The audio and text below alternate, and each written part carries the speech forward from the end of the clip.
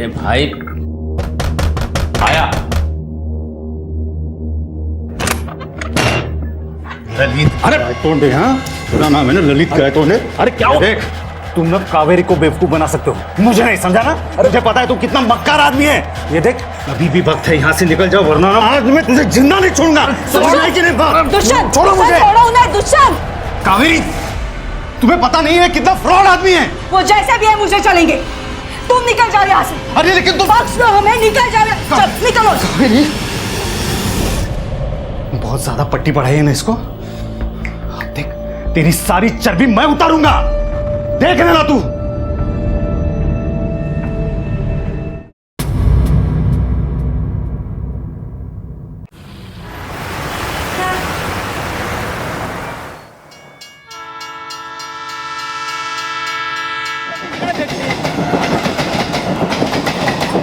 तेरे को मैं समझा रहा हूँ। किसको लग रहा है? बहुत ड्रामा है। ये रोज का नाटक हो गया। आज से मुझे कहा कि रोज में ये समझा ना? बच्चा भाई तू मेरा। चुप रह। साले देखो रोज दारू पी के दल्ला पकड़ के है। अरे जरा चुप कर। क्यों झगड़ा करते हो डेली दारू पी के? साहब साहब साहब साहब साहब उधर एक आदमी का पैर पड़ा है साहब। कहाँ? साहब उधर है। चलो। किसने देखा था? सर इसने। साहब इधर मारामारी चल रही थी, वो देखने के लिए मैं इधर से आ रहा था तो ये पैर दिखा मेरे को। बड़े ये तो एक ही पैर है। मुझे लगता है इसके और बॉडी पार्ट ट्रैक के आसपास बिखरे होंगे, एक बार चेक करना पड़ेगा। 21 फरवरी 2014 को मुंबई पुलिस को बोरीवली और कांदीवली के बीच में एक आदमी का कटा हुआ पैर मिला। शरीर के बाकी हिस्सों की जांच पुलिस ने जी जान से शुरू कर दी।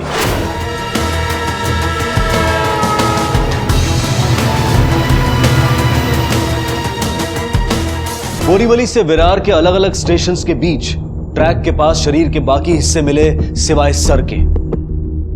जिसने भी ये कत्ल किया था उसने पूरी कोशिश की थी कि इस आदमी की शिनाख्त ना हो पाए और इसीलिए उसने उसके शरीर के टुकड़े करके अलग अलग जगह फेंक दिए थे।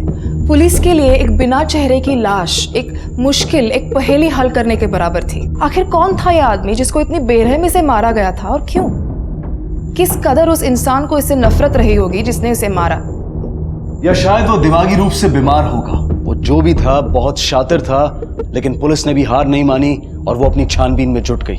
इसकी बॉडी से ऐसा कुछ मिला है जो हमें इसकी पहचान ढूंढने में मदद कर पाए? मिला है सर। इसके इस हाथ पर एक सर्जरी की गई है, एल्बो रिप्लेसमेंट सर्जरी, और उसके सीरियल नंबर से आपको ये पता चल सकता है कि ये सर्जरी कब परफॉर्म की गई थी, किसने कहाँ किस पर परफॉर्म की थी।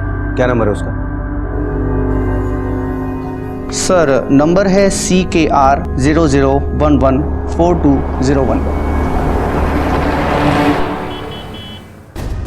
इंस्पेक्टर, ये जॉइंट सर्जरी 4 दिसंबर 2011 की है और पेशेंट का नाम है मिस्टर संतोष सातोस्कर। डॉक्टर क्या मुझे संतोष सातोस्कर का एड्रेस मिल सकता है? बिल्कुल मिल सकता है, बस उसके लिए आपको रिसेप्शन जाना पड़ेगा।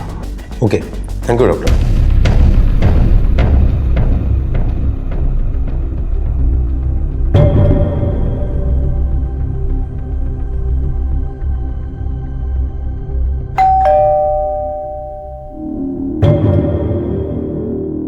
ये किधर रखा है मैंने ना लिख पाऊँ। भाई मिर्ची 200 रुपए किलो हो गई है, रोज चीजों के भाव बढ़ रहे हैं। तो मैं क्या करूँ? 200 रुपया हो गया, खाना तो पड़ता ही है ना। लेकिन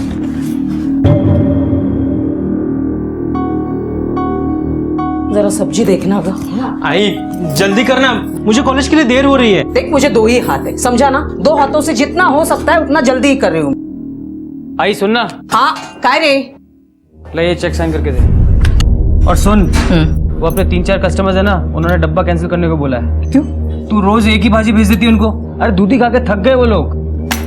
अभी तूने ही बताया ना मुझे, मिर्ची का भाव क्या हो गया? 200 रुपया किलो। हम उनसे जितना पैसा ले रहे हैं ना उतने में यही परवड़ता है क्या? मेरे ताट में से उनको खाना खिलाऊं क्या? चल ले ले पकड़। आई सुन ना, मेरे पास ना बिजनेस के लिए मस्त आइडिया है। ये देख, तो बिजनेस का जो आइडिया है ना तेरे दिमाग से निकाल दे। अभी तेरी उम्र नहीं है, तू सिर्फ पढ़ाई पे ध्यान दे, समझा? कीर्ती याला डबे देत गा भरून। याचाच काहीतरी डोक्यात शिरत राहतं। संभाल हमें एक आज तेरा खर्चे का। आई संभाल के जाना। चल चल बहुत काम। क्या ये संतोष सातोस्कर का घर है? आई क्या रे?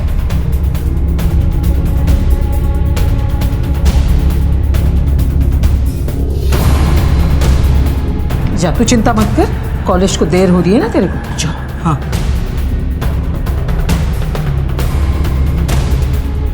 आपके लिए एक बुरी खबर है।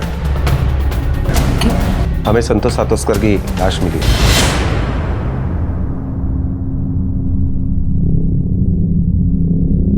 क्या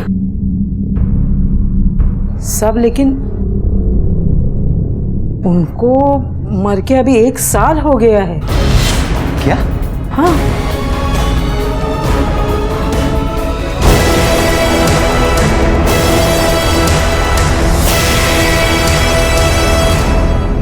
ऐसा कैसे हो सकता है बोर्डे कि एक आदमी 2 बार मरे? आपने रिप्लेसमेंट नंबर तो ठीक से दिया था ना? हो सकता है कि रिप्लेसमेंट नंबर की वजह से ये गलत जानकारी मिली हो। फिर से एक बार चेक करो। डॉक्टर चौहान, ये संतोष सातोस्कर की सर्जरी किसने और कब की थी? इनकी सर्जरी मैंने की थी, लेकिन काफ़ी टाइम बीत गया इसलिए कुछ क्लियरली याद नहीं है। सर, मुझे लगता है ये सातोस्कर फैमिली झूठ बोल रही है। सर, ये कैसे मुमकिन है कि संतोष सातोस्कर 1 साल पहले मरा है और हमारे रिकॉर्ड के हिसाब से 15 दिन पहले फिर से मर गया?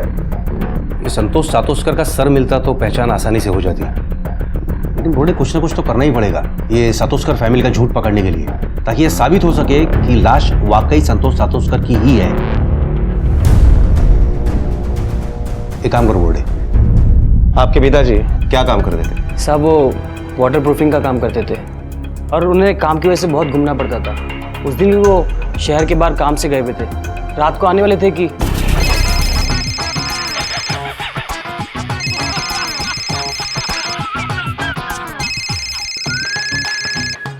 हेलो। हाँ जी साहब। हाँ जी, आवाज़ नहीं आ रही। हाँ जी, 1 मिनट। हाँ, मैं ही अथर्व बोल रहा हूँ।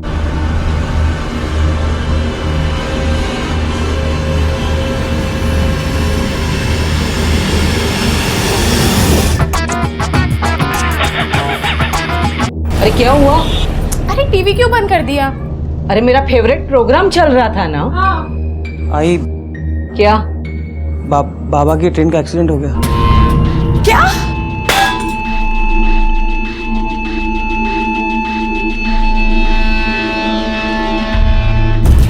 और 2 दिन बाद में हमें उनकी लाश मिली और यही पास में शमशान में हमने उनका अंतिम संस्कार किया साहब। ये तुम्हें कैसे पता चला कि वो लाश तुम्हारे पिताजी यानी संतोष सातोस्कर की ही है?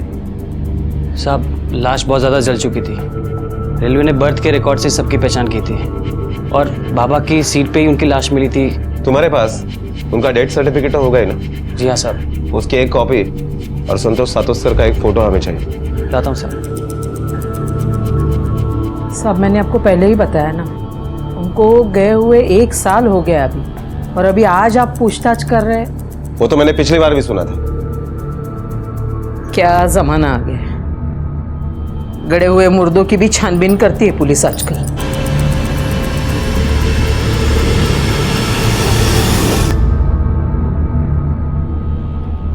लीजिए साहब, ये उनका फोटो और ये।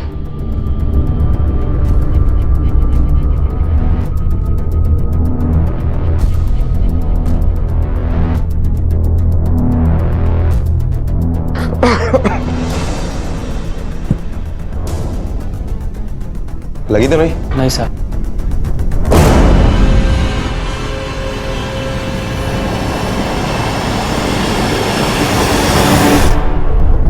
रिका में ये अथर्व के सिर का बाल है, डीएनए टेस्ट के लिए भेज देना। पिछले साल ही संतोष की मौत हुई ट्रेन एक्सीडेंट में। साहब, बड़ी हिम्मत वाली औरत है अलका। आदमी के जाने के बाद बड़ी मेहनत से डब्बे का बिजनेस जमाया उसने। अभी देखो ना, आजू बाजू में जितनी भी कंपनी है, ऑफिस है, उधर इसी का डिब्बा जाता है। मालूम नहीं इंश्योरेंस का कितना पैसा मिला है, मगर इतना मालूम है कि इंश्योरेंस का मोटा पैसा मिला है। पैसा तो साहब झगड़ा भी खड़ा करता है ना। रोज दोनों भाइयों में इंश्योरेंस के पैसे की वजह से झगड़ा होता था, मारामारी होती थी। एक दिन तो अलका जी को बीच बचाव करना पड़ा। मुझे मेरा हिस्सा चाहिए। और कितने दिन शुरू में कि डब्बे वाली क्या औलाद हूँ? किधर से लाऊं हिस्सा? पैसा होगा तो होगा ना हिस्सा। ये शेरनी मत लगा तू। इंश्योरेंस के पैसे में मेरा भी हक है, मुझे भी अपना बिजनेस खड़ा करना है। बोला ना पैसा नहीं है, समझता नहीं तेरे को? जा ले इसके पास बड़ा हिस्सा। मुझे पता है सारा पैसा तू ही हड़पना चाहता है। बताऊं तुझको मैं? तू मत बता मेरे को। ए अथर्वा, क्या रे? अरे क्या चल रहा है? कुछ शर्म है तुझे? बड़ा भाई होके छोटे पे हाथ उठाता है। तू जा, उसको लेके जा अंदर। अरे जा तू रे। तुझे इतना जल्दी बड़ा होने का है? किसी ने कुछ बोला क्या तुझे? तो तू इतना क्या है? आप लोगों का क्या है? किसी के घर में कुछ हो जाए तो आ गए अपने झांकने। जाओ जाओ, यहाँ क्या सर्कस चालू है क्या? सर, हमने रेलवे में और पड़ोसियों से पूछताछ की तो यही बात पता चली कि वाकई में संतोष सातोस्कर 1 साल पहले ही गुजर चुका है। डेथ सर्टिफिकेट भी झूठा नहीं है। और एक बात पता चली है सर, संतोष सातोस्कर का 25 लाख का इंश्योरेंस था जो क्लेम में उसके फैमिली को मिला, और रेलवे की तरफ से एडिशनल 5 लाख रुपए भी मिले। इन्हीं 30 लाख रुपए की वजह से उसके बेटों में काफी झगड़ा हुआ करता था। इसके अलावा किसी के ऊपर शक करने की कोई वजह नहीं है। नहीं, लेकिन बोर्डे, इंश्योरेंस का पैसा मिलना या उसके लिए झगड़ा होना कोई इतनी बड़ी बात नहीं है कि जिसके लिए हम किसी को उठा सके या फिर सस्पेक्ट बना सके। और अभी तक ये भी साबित नहीं हुआ है कि वो लाश वाकई में संतोष सातोस्कर की ही है। सर आरनाला बीच पे एक आदमी का कटा हुआ सर मिला है।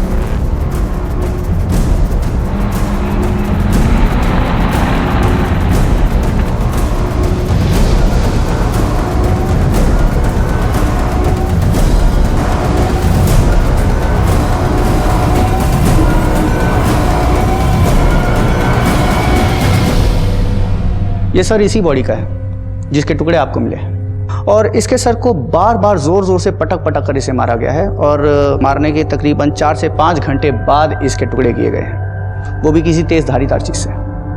अगर वो डेड बॉडी संतोष सातोस्कर की ही थी तो वो 1 साल पहले कैसे मर चुका था? और अगर नहीं तो ये आदमी कौन था? संतोष सातोस्कर के घर वालों पड़ोसियों से की गई पूछताछ को, डेथ सर्टिफिकेट को झुटलाया नहीं जा सकता था। पुलिस की अब सारी उम्मीदें टिकी थीं अथर्वा और डेड बॉडी की डीएनए रिपोर्ट पर, जो अगर उनके हक में आ जाती तो पुलिस की कई मुश्किलें आसान हो सकती थी और वो पुलिस तहकीकात को एक दिशा दे सकती थी। सर, डीएनए रिपोर्ट भी आ गई है और डीएनए रिपोर्ट के मुताबिक अथर्वा के डीएनए और डेड बॉडी के डीएनए मैच कर रहे हैं। मतलब लाश संतोष सातोस्कर की ही है। फिर वही बात, एक आदमी 2 बार कैसे मर सकता है? और एक बात पता चली है सर, संतोष सातोस्कर की जो फोटो हमने महाराष्ट्र के सारे पुलिस स्टेशन में मेल करवाई थी, उसका नासिक पुलिस स्टेशन से रिप्लाई आया। उनका कहना है कि सेम इसी शक्ल के आदमी की मिसिंग कंप्लेंट वहां पर दर्ज है, लेकिन उसका नाम संतोष सातोस्कर नहीं है, ललित गायतोंड है। उसी शक्ल का आदमी नासिक में भी था। बोर्डे, कंप्लेंट करने वाले को जल्द से जल्द लाश की शिनाख्त के लिए बुलवा लो। इस केस के तार एक नहीं, शायद कई जगह बिखरे हैं। Okay sir.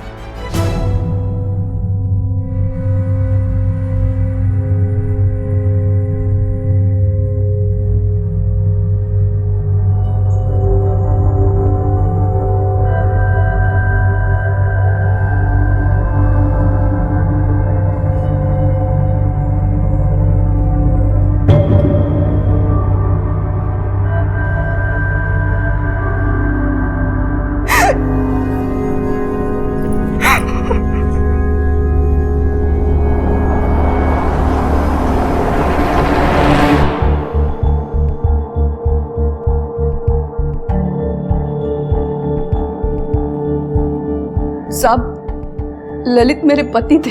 शादी कब हुई थी आप दोनों की? 11 मार्च 2013 को हमने शादी की थी। आप दोनों की पहली बार मुलाकात कब हुई थी? कुछ 1.5 साल पहले। ललित किसी काम के लिए नासिक आए थे तब।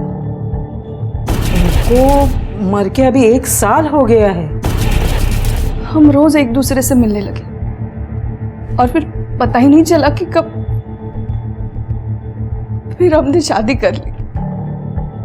मुझे डर था कि ऐसा ही कुछ होने वाला है। मालूम था मतलब? साहब, वो मेरे पहले पति है ना, वो ललित को धमकी देते थे, मार डालेंगे, सबक सिखाएंगे। क्यों मार डालेगा? किस लिए सबक सिखाएगा? साहब, वो ललित से बहुत जलते थे, चिढ़ते थे उनसे, रोज आके ललित के साथ झगड़ा करते थे, झूठा धोखेबाज कहते थे उन्हें।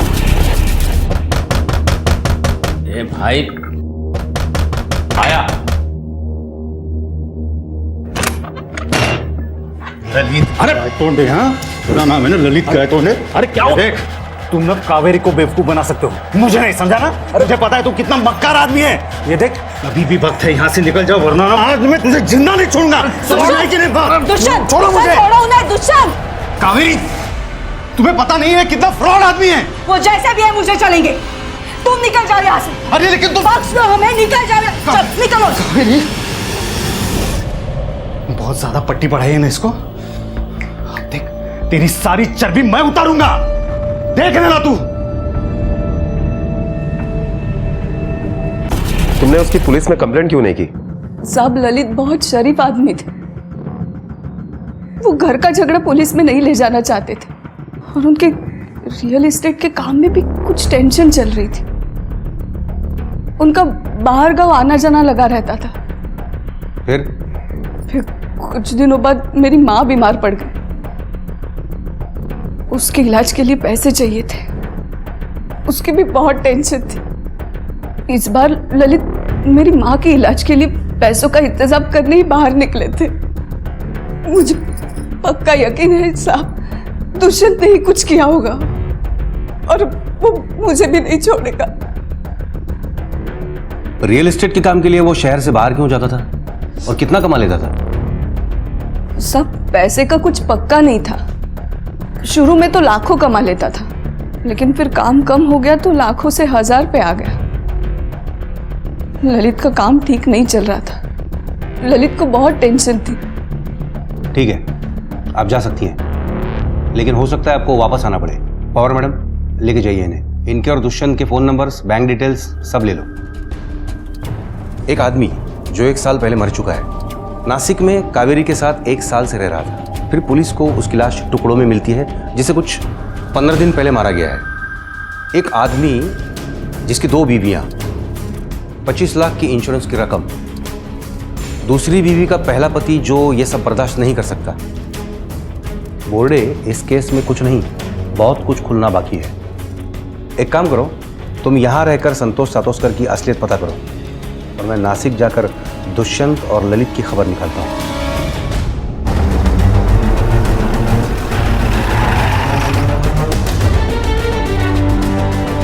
ये दुकान आपकी है? जी हाँ सर। क्या किया था ललित ने? सर वो ललित एक नंबर का फ्रॉड और झूठा आदमी था। उसने मेरा घर तोड़ा, मेरी शादी तोड़ी और सबसे ज्यादा गुस्सा मुझे इस बात का है कि उसने कावेरी को मुझसे छीना। लेकिन सर उसके लिए मैं उसकी जान नहीं ले सकता सर। तुम कैसे कह सकते हो कि वो झूठा और फ्रॉड था? सर देखिए ना, अभी वो अपने आप को स्टेट एजेंट कहलाता, लेकिन ये एरिया में उसके नाम पे एक भी एग्रीमेंट नहीं है। यहाँ तक कि उसके नाम पे रेंट एग्रीमेंट भी नहीं है। वो जो मोबाइल यूज करता था वो भी मेरी बीवी के नाम पे था सर, कावेरी की। और उसने कावेरी को अपने पिछली जिंदगी के बारे में, परिवार के बारे में कभी कुछ पता नहीं लगने दी। मुझे तो पूरा डाउट था सर उसका कोई ना कोई लफड़ा जरूर है।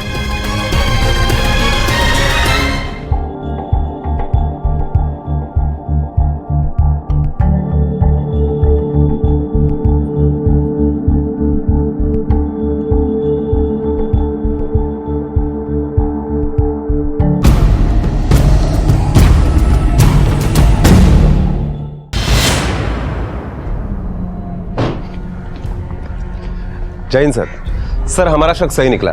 संतोष ने इंश्योरेंस के पैसे के लिए अपने मरने का झूठ मूठ नाटक किया और जैसे ही इंश्योरेंस के पैसे हाथ लगे उसके एक ही हफ्ते में उसने कावेरी के साथ शादी की। और कॉल रिकॉर्ड के मुताबिक कावेरी और अथर्व में कई बार फोन पर बात हुई है। संतोष गायब होने के 2 दिन पहले भी। बोर्डे, तुमने सातोस्कर परिवार और कावेरी के अकाउंट डिटेल्स वगैरह चेक किए? कुछ हाथ लगा वहां से? यस सर, अभी ये इत्तेफाक है या प्लानिंग ये तो पता लगाना पड़ेगा, क्योंकि गए साल 14 मई को अथर्व ने अपने अकाउंट से 5 लाख रुपए निकाले और ललित ने 15 मई को कावेरी के नासिक वाले अकाउंट में 5 लाख रुपए जमा किए। और ये इत्तेफाक कई बार हुआ है सर। फिर तो पूरे चांसेस है कि ये इत्तेफाक नहीं, प्लानिंग हो। बोर्डे, तुमने कावेरी से अथर्व के कॉल के बारे में पूछताछ की? Yes sir. इस नंबर को पहचानती हो? तुम्हारे मोबाइल से इस नंबर पर कई बार फोन किया गया है। ये नंबर अथर्व सातोस्कर का ही है ना? नहीं साहब, मैं इस नाम के किसी भी आदमी को नहीं जानती और इस नंबर पर मैंने कभी फोन नहीं किया। ये अथर्व का कुछ ना कुछ कनेक्शन है इस कत्ल के साथ। एक काम करो, अथर्व को पुलिस स्टेशन की सैर करवाने के लिए बुलाओ। Yes sir. देखो, हमारे पास सबूत है कि तुम्हें पता था कि संतोष जिंदा है, बल्कि तुम्हारी उससे बात भी होती थी। इंश्योरेंस का पैसा भी इधर उधर हुआ है। अब बिना चालाकी किए सब कुछ अपने मुंह से बता दे, क्योंकि अगर हम उगा लेंगे तो तेरी ये चालाकी और शराफत धरी के धरी रह जाएगी। फ्रॉड तो तुम कर ही चुके हो, फिर अपने बाप को क्यों मारा? साहब मैंने अपने बाबा को नहीं मारा, और मैं अपने बाबा को क्यों मारूंगा साहब? बल्कि मरने के बाद इंश्योरेंस का पैसा लेने का आइडिया भी उन्हीं का ही था साहब। हमको भी मालूम है कि ये समय नहीं है बात करने का, पर क्या करें, पैसे तो देने ही पड़ेंगे ना। धंधा धंधे की जगह है। मैं आप लोगों से हाथ जोड़ के विनती करता हूँ, कुछ समय और दे दीजिए, हम लोग आपका पैसा चुका देंगे साहब। बाबा की मौत को अभी कुछ ही वक्त हुआ था, सब लोग अभी सदमे में ही थे कि मुझे एक अननोन नंबर से कॉल आया।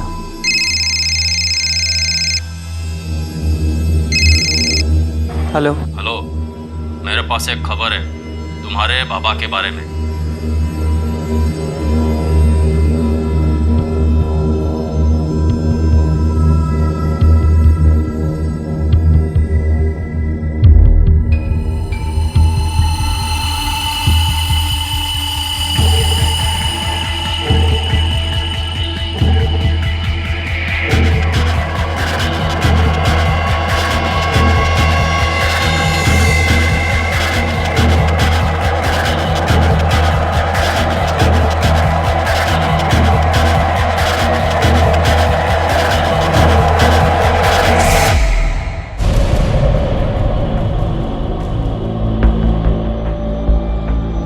बाबा, बाबा आप जिंदा हैं? तो फिर वो कौन था जिसे हमने? जिसका तुमने अपना बाबा समझ के अंतिम संस्कार कर दिया था, वो आदमी था जिसको मैंने अपनी टिकट दे दी। मेरा मुंबई आना कैंसिल हो गया, लेकिन उसको किसी भी हालत में मुंबई पहुंचना था, इसलिए वो मेरी बर्थ पे जाके सो गया। बाबा अगर आप जिंदा थे तो फिर घर पे क्यों नहीं आए? देखो बेटा, मेरे मर जाने में ही सबका फायदा है। पेपर्स में तो मैं वैसे भी मर चुका हूं। अथर्वा बेटा, मेरी एक बात ध्यान से सुनो। देखो, मैंने अपनी 25 लाख की लाइफ इंश्योरेंस की पॉलिसी निकलवाई थी। अलका और तुम दोनों जाके उस पर क्लेम करो और हम दोनों वो पैसा आधा आधा बांट लेंगे। देखो बेटा, तुमको वैसे भी बिजनेस ही करना था, तो तुम लोगों का उधार चुका के अपना बिजनेस करो और मुझे अपनी नई जिंदगी में खुशी से रहने दो। बाबा लेकिन देखो बेटा, अब मैं वैसे भी अलका की जिंदगी में वापस लौट के कभी नहीं आऊंगा। साहब, मुझे बाबा की बात सुनकर बिल्कुल अच्छा नहीं लगा। बाबा किसी भी हालत में वापस लौटने को तैयार नहीं थे, और फिर मुझे भी बिजनेस के लिए पैसे की ज़रूरत थी। बस इसी लालच में मैंने बाबा को हाँ कर दिया। आई बहुत ज़्यादा टूट चुकी थी, ऐसा लगता था कि उन्होंने अपनी जीने की उम्मीद ही छोड़ दी है। कभी कभी तो लगता था कि उन्हें सच बता दूं कि बाबा जिंदा है, मगर मेरे लालच ने मुझे हमेशा रोक लिया। और फिर मैंने हर महीने आई से चेक पे साइन करवाना शुरू कर दिए और बाबा को उनका हिस्सा देता रहा। आई वो मैं क्या कहता ना कि इंश्योरेंस का पैसा तेरे अकाउंट में ट्रांसफ़र हो चुका है, तो बाबा को जिन लोगों को पैसा देने का ना, हम उनको पैसा दे के नक्की करते हैं, वरना बाबा के जाने के बाद भी लोग उन्हें गालियाँ और ताना देंगे।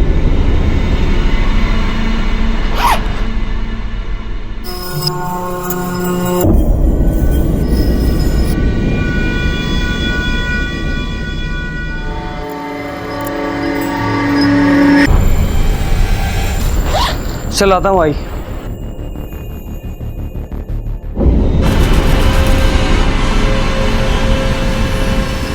अपना हिस्सा लेने के बाद बाबा का कुछ पता नहीं था, और पिछले कुछ महीनों से बाबा फिर से पैसे मांगने लगे, बल्कि पिछले महीने से तो हर दूसरे तीसरे दिन पैसे की डिमांड करने लगे। अब आप ही बताइए मैं कहाँ से लाता इतने पैसे? इसलिए मुझे बाबा को साफ बोलना ही पड़ा। बाबा 12 लाख से ज्यादा दे चुका हूं अब तक आपको, कहां से लाऊं रोज पैसा? अभी 3 दिन पहले ही आपको पैसा दिया था, और ये क्या है कि हर दूसरे तीसरे दिन आप मुंबई आ जाते हैं? किसी ने देख लिया ना तो जेल की हवा खाना। फिर मुझे मत सिखा जेल की हवा। अगर मैं जेल गया ना तो साथ में तू भी जाएगा, क्योंकि तू मेरा इंश्योरेंस का पैसा खा के बैठा है, समझा? जेल की हवा। एक और बात, मुझे अभी के अभी 50,000 चाहिए अर्जेंट। मैं यहाँ से हिलूंगा नहीं जब तक पैसा नहीं मिलेगा। अब तुझे क्या करना है, कैसे करना है, मैं नहीं जानता। मुझे पैसा चाहिए अभी अभी, बस। ठीक है, फिर मुझे एक रात की मोहलत दीजिए। बड़ी रकम है, जमा करने में टाइम लगेगा। तब तक आप हमारे गोडाउन में रहिए। एक रात मतलब सिर्फ एक रात, याद रखना। मैं बहुत डर गया था साहब। अगले दिन ही मैंने आई से चेक पे साइन करवाए, बैंक जाके पैसा निकाला और गोडाउन पहुंच गया। बाबा,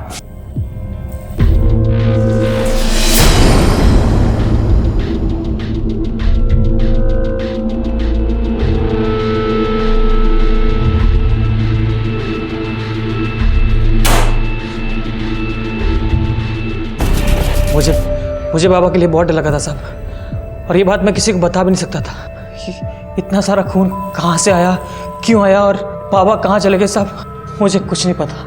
मैंने कुछ नहीं किया साहब, मुझे कुछ नहीं मालूम। तुमने तुम्हारे बाप का कत्ल किया है या नहीं, इस बात का पता हम लगा ही लेंगे, लेकिन तुमने उसके साथ मिलकर जो फ्रॉड किया है उसकी सज़ा तुम्हें ज़रूर मिलेगी। चल अब ये बता कि तेरा गोडाउन कहाँ पे है?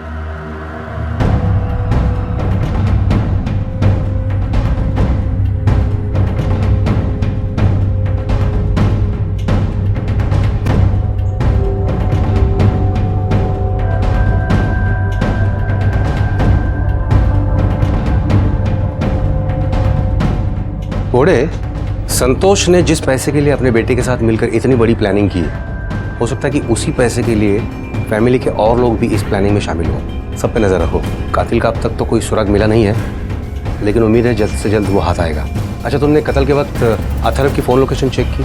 हाँ सर, उसकी फ़ोन लोकेशन घर की ही दिखाई दे रही है। बाकी घर वालों की भी चेक करो। Yes sir. अथर्वा के बयान और बैंक डिटेल्स की माने तो ये सारा खेल इंश्योरेंस के पैसों के लिए खेला गया था, और एक आदमी जो मर चुका था उसे फिर से मारा गया था। यह साबित हो गया था कि गोडाउन में मिला खून संतोष का ही था, और खून जिस मात्रा में मिला था उससे यह भी साबित हो रहा था कि संतोष को वहीं मारकर उसके टुकड़े किए गए थे। संतोष उर्फ ललित का कातिल कौन था इसका पता नहीं लग पाया था, पर उसका पूरा परिवार पुलिस के शक के घेरे में था। आखिर कौन था उसका कातिल? पुलिस के शक की सुई अथर्वा, दुष्यंत और कावेरी पर थी, लेकिन कोई और भी था जो अब तक पुलिस की आंखों से ओझल था, और संतोष के कत्ल के लिए उसके पास मकसद भी था। सर, फॉरेंसिक रिपोर्ट के मुताबिक संतोष की मौत दीवार पर बार बार सर पटकने से हुई है, और मुझे लगता है कि यह कत्ल अथर्व ने किया होगा, क्योंकि जो बेटा अपने बाप के इंश्योरेंस के पैसे खा सकता है वो उसकी मौत साबित करने के लिए उसे मार भी सकता है। बोर्डे, संतोष को मारने का मकसद सिर्फ अथर्व के पास ही नहीं, कावेरी और दुष्यंत के पास भी है। हो सकता है कि कावेरी को इस बात का पता चल गया हो कि संतोष ही ललित है, या फिर दुष्यंत ने अपना घर टूटने का बदला लेने के लिए उसे मारा हो। बोड़े, एक और नाम है जिसके पास संतोष को मारने का मकसद हो सकता है। किसका? कौन सा नाम सर? संतोष की पहली पत्नी अलका। बिल्कुल हो सकता है सर, क्योंकि इस केस में पहले से ही उसका रवैया कुछ अलग है, और गोडाउन में हमें जो टूटी हुई लाल चूड़ी मिली थी, ठीक वैसे ही चूड़ी तफ्तीश के दरमियान मैंने उसके हाथ में देखी। गड़े हुए मुर्दों की भी छानबीन करती है पुलिस आजकल। बोड़े, अलका को पुलिस स्टेशन में पूछताछ के लिए बुलाओ। शायद यही वो कड़ी है जिसे आज तक हमने जोड़ के कभी देखा ही नहीं है। Okay sir.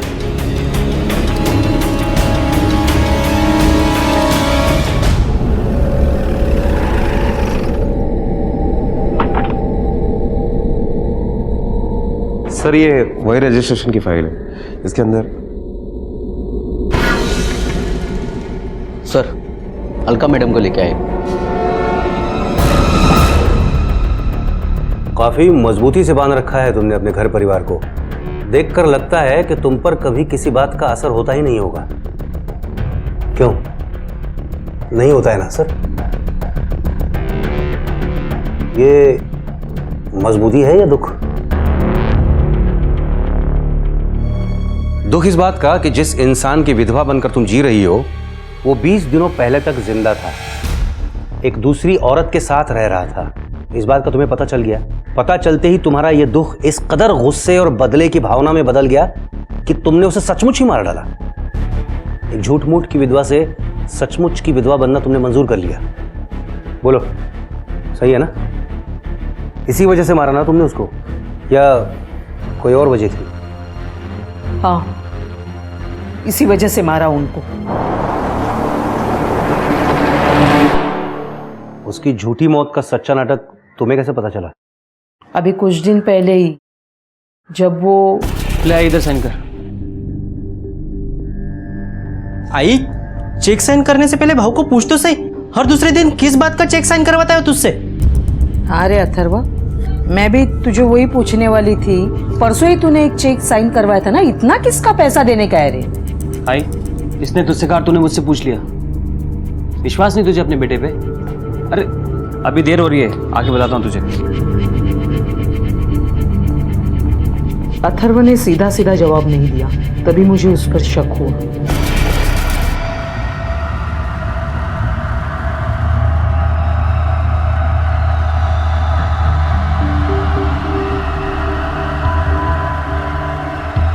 हाँ, अच्छा अच्छा, ठीक है ठीक है ठीक है।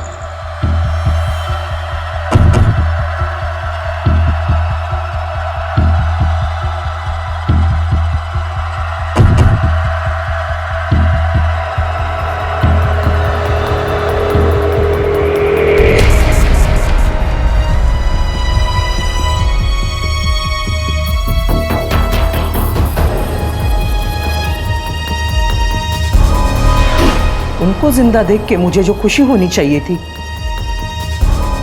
वो खुशी एक पल में खो गई। मुझे इस बात का एहसास हुआ कि उनको मेरी जरूरत नहीं है, उनको तो इंश्योरेंस के पैसों की जरूरत थी। और फिर मैंने ठान ली कि इनको मैं सबक सिखाऊंगी। घर पे आके मैंने सब लोगों को झूठ बोला कि मेरी एक सहेली है, वो बीमार है, इसके लिए उसके गांव जा रही हूं करके। मैंने उनका पीछा किया नासिक तक।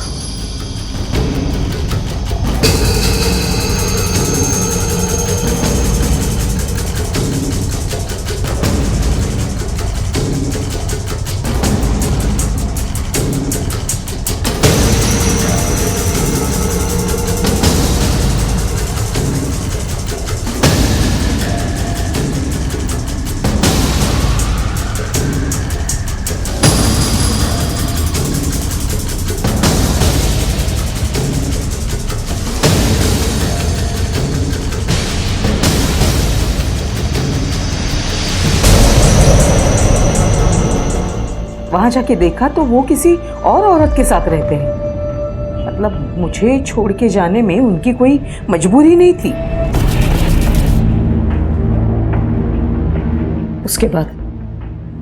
उसके बाद मैंने अथर्व के चेक साइन करवाने का इंतजार किया। 2 ही दिन में उसने मेरे से चेक साइन करवाया। मैं समझ गई कि वो आ गए हैं, और आए हैं तो गोडाउन में रुकेंगे। इसके लिए अथर्व के जाने के पहले ही मैं वहां गोडाउन में पहुंच गई। जैसे ही अथर्व वहां से निकल गया, मैं अंदर गई तो वो बहुत हैरान हो गए मुझे वहां देखकर। मैंने उनके साथ बात करने की कोशिश की। मैं बात कर रही थी, लेकिन वो कुछ सुनना नहीं चाहते थे। फिर हमारी बात बहस तक पहुंची, हमारा झगड़ा शुरू हुआ, और मैं गुस्से से बहुत पागल हो गई थी। मैंने गुस्से में आकर फिर उनको मारा, उनको मैंने काट दिया, और फिर उनके टुकड़े करके मैंने फेंक दिए। कैसे मारा तुमने उसको? मतलब किस चीज से मारा? वही गोडाउन में एक ऐसा डंडा पड़ा हुआ था, मैंने उससे मारा। और टुकड़े कहाँ फेंके? रेल की पटरी पे।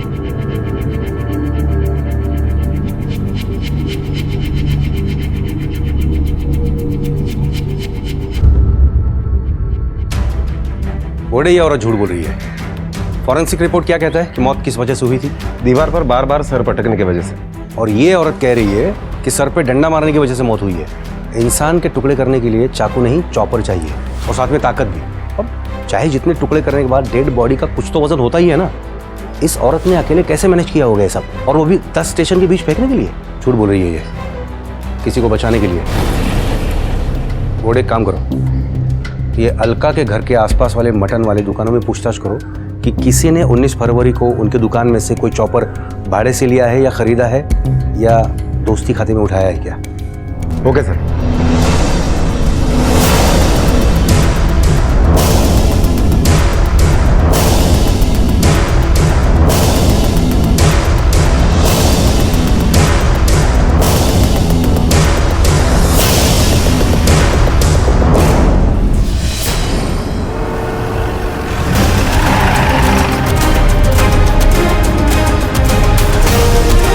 कहाँ घर जा रहा है? हाँ।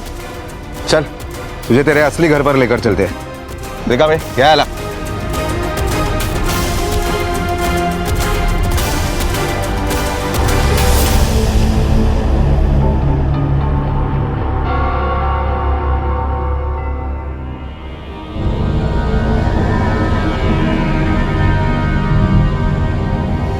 ठीक से पहचानो, ये वही था ना जिसने तुमसे चॉपर खरीदा था? हाँ साहब, ये वही है साहब।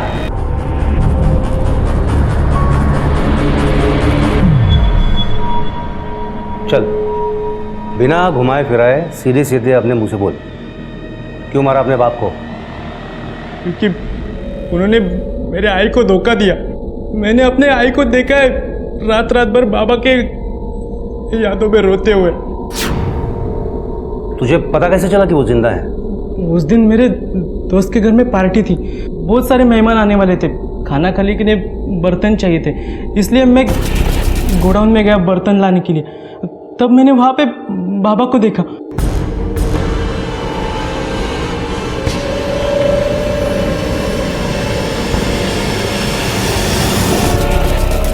मैंने उनको देखा तो पहले मैं खुश हुआ, बाद में वो मुझे कुछ और ही समझाने लगे। हमें बेटा देखो, मेरी बात सुनो। अब तुमको पैसा चाहिए ना, मैं दूंगा ना, बहुत पैसा दूंगा, पर किसी को ये मत बोलना कि मैं जिंदा हूँ, अपनी आई को भी नहीं। देख बेटा, मैं एक दूसरी जिंदगी जी रहा हूँ बड़ी शांति से, और मैं उधर बहुत खुश हूँ। मगर मेरी आई खुश नहीं है ना, आपने मेरी आई को धोखा दिया, क्यों? जब उन्होंने मुझे कहा कि उन्होंने दूसरी शादी की है और आई को छोड़ के वो वहां बहुत खुश है, तो मुझे बहुत गुस्सा आया। मेरी आई को विधवा बना के तूने दूसरी शादी कर ली। अरे तेरे लिए मेरी आई रात रात भर चुप चुप कर रोती है और तू दूसरी औरत के साथ। मैं तुझे नहीं छोड़ूंगा, नहीं छोड़ूंगा मैं तुझे।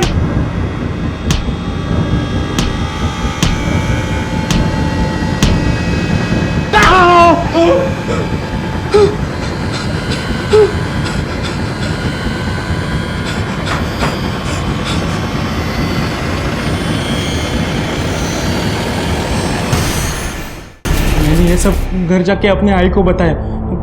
आई ने मुझे समझा के शांत किया और हम गोडाउन चले गए।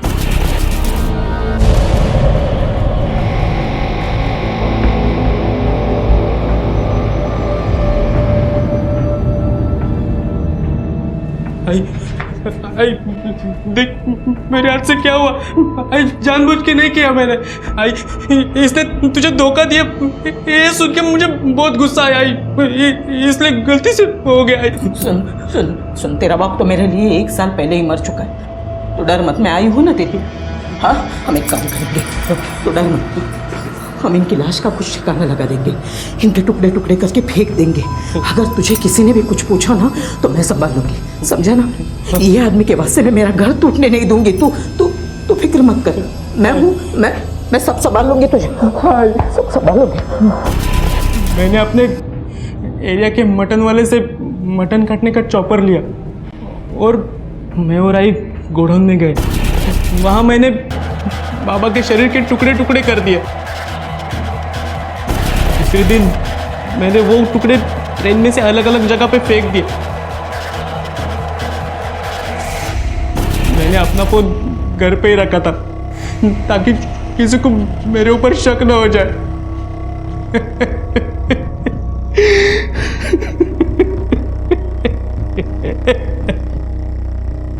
पैसे की चमक और उसका मोह इंसान को ऐसी गिरफ्त में ले लेता है कि उसे अपने रिश्ते, अपना परिवार तक दिखना बंद हो जाता है, और जो दिखता है उसे वो अनदेखा कर देता है। संतोष सातोस्कर और अथर्वा के साथ भी यही हुआ था। संतोष ने अपनी मौत का झूठ किसी मजबूरी में आकर नहीं बोला था, बस उस 25 लाख ने उसकी अकल पर पत्थर डाल दिए थे और उसकी जान भी ले ली, क्योंकि संतोष ने पैसे का मोह नहीं छोड़ा और अपने ही बेटे अमय को कातिल और अपनी पत्नी अलका को अपराधी और जीते जी एक विधवा की जिंदगी जीने के लिए छोड़ दिया। और दूसरे तरफ थी कावेरी, जो एक नरक से निकलकर एक झूठे मक्कार आदमी के साथ हंसी खुशी जिंदगी जीने के सपने देख रही थी। उसने कभी जानने की कोशिश भी नहीं की कि यह आदमी कौन है, कहां से आया है, जिसकी उसको सजा भी मिली। ऐसा जरूरी नहीं है कि जो आसान लगे वो आसान हो, सही हो। इंसान को जरूरत है अपने आप को भटकने से बचाने की, जिसकी लापरवाही अथर्वा ने बरती थी। अगर अथर्वा संतोष का सच अपने घर में बता देता तो इतने हादसे, इतनी जिंदगियां बर्बाद होने से बच सकती थी। पैसा जो आपकी मेहनत, आपके हक का ना हो, वो जिस रास्ते आता है उस रास्ते जाता भी है। अथर्वा को संतोष के साथ मिलकर फ्रॉड करने के लिए, अमय को संतोष के कत्ल के लिए और सबूत मिटाने के लिए, और अलका को भी सबूत मिटाने के लिए सजा हुई। आज क्राइम पेट्रोल के इस एपिसोड में मेरा साथ दिया जानी मानी अभिनेत्री राधिका आप्टे ने। तो राधिका, आप क्राइम पेट्रोल के दर्शकों को अपनी फिल्म फोबिया के बारे में और अपने किरदार के बारे में कुछ बताइए। जरूर। 27 मई को मेरी फिल्म फोबिया रिलीज हो रही है, जो कहानी है महक की। आत्मनिर्भर, आत्मसम्मान, आत्मविश्वास से भरपूर महक के साथ एक हादसा हो जाता है।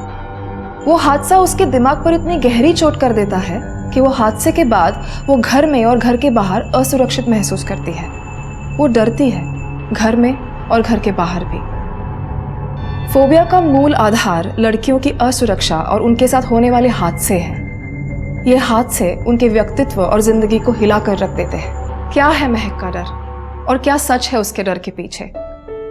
ये सारे राज तो आपको फिल्म देखने के बाद ही पता चलेंगे, और मैं उम्मीद करती हूँ कि आप सबको मेरी फिल्म फोबिया बहुत पसंद आएगी।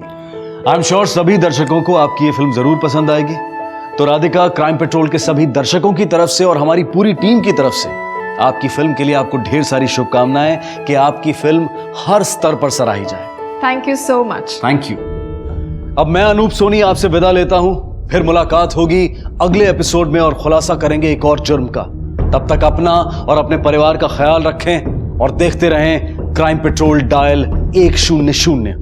सबक एक को सीख हम सबको। जय हिंद।